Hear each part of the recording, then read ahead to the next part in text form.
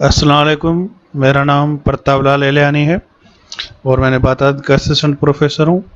आज मैं लेक्चर दूंगा और मेरा टॉपिक है बालिदगी और नशोनमा, ग्रोथ एंड डेवलपमेंट।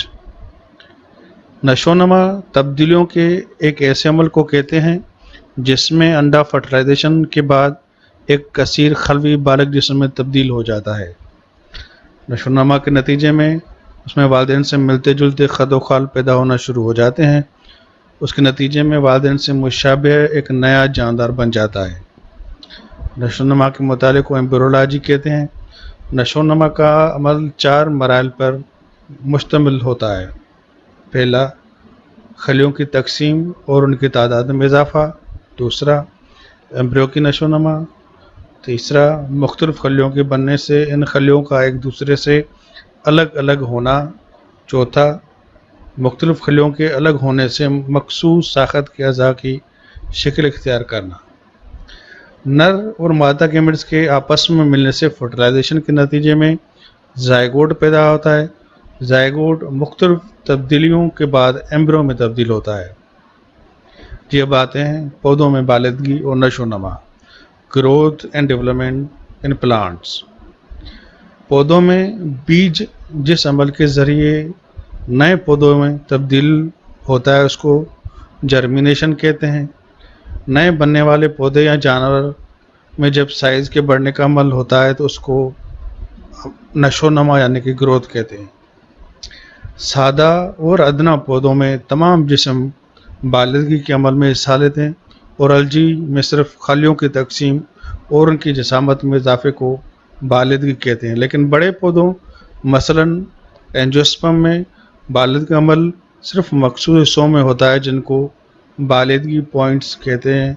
उन हिस्सों में तेज़ी से तकसीम होने वाले खले होते हैं जो मेरिस्टम कहलाते हैं। ये 3 अक़साम के होते हैं। पहला, एपिकल मेरिस्टम। ये खले तन्ने और जड़ों के आखिरी सरे पर पाए जाते हैं। उनकी कारकर्दगी की वजह से पौधे की लंबाई में इजाफा होता है और अमली तौर पर पौधे के सारे अज़ाब बनाते हैं। उनकी वजह से पौधे की इब्तदाई साख़त तामीर होती है। ये जड़ बाल, रूट हेयर्स, पत्तियाँ और फूल पैदा करने के भी ज़िम्मेदार होते हैं। दूसरा, इंटरकैलरी मेरिस्टम। ये एपिकल मेरिस्टम का हिस्सा होते हैं और उनसे अलग होकर मुस्तकिल टिश्यूज़ की शक्ल में आ जाते हैं। ये भी पौधे की लंबाई में थोड़े से इजाफे का बायस बनते हैं। ये नोड, इंटरनोड या पत्ती के नीचे हिस्से की जानिब से होते हैं। Number 3, lateral meristem. ये खले बाद में पैदा होते हैं। ये कैम्बियम और फेलोजन टिश्यू पर मुश्तमिल होते हैं।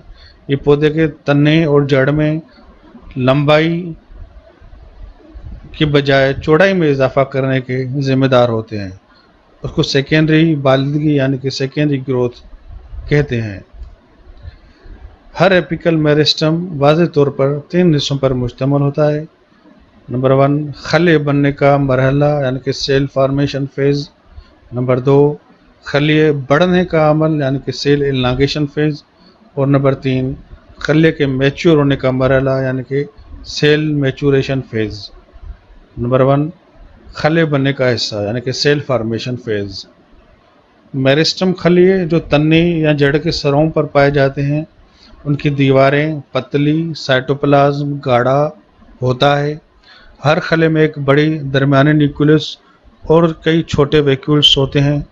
खले बनने के मरहले में उनकी तकसीम का अमल होता है जिसकी वजह से नए खले पैदा होते हैं और उनकी साइज़ बढ़ जाता है। नंबर 2, खले बढ़ने का मरहला सेल एलांगेशन फेज़। नए खले बनने के बाद उनके बढ़ने का मरहला शुरू होता है।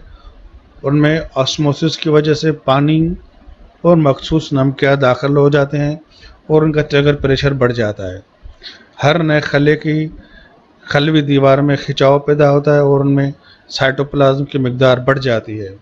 बड़ा वैक्यूल होता है और खलिया आहिस्ता आहिस्ता बढ़ने की वजह अपना मुकम्मल साइज़ को पहुंच जाता है। اب نمبر 3 پر ہے خلے کے میچور یعنی کہ پختہ ہونے کا مرحلہ، سیل میچوریشن فیز۔